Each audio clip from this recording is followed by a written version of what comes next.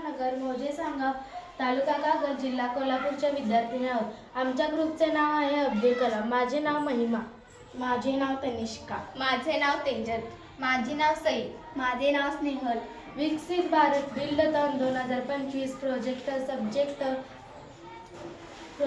Subject vocal for local.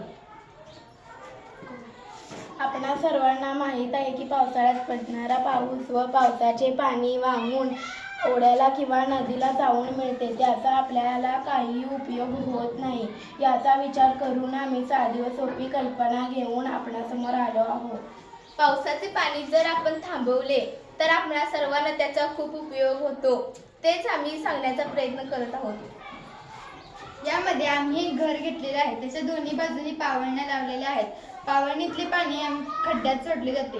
हा प्रयोग साधा आहे, सोपा आहे, परंतु याचे फायदे अनेक आहेत।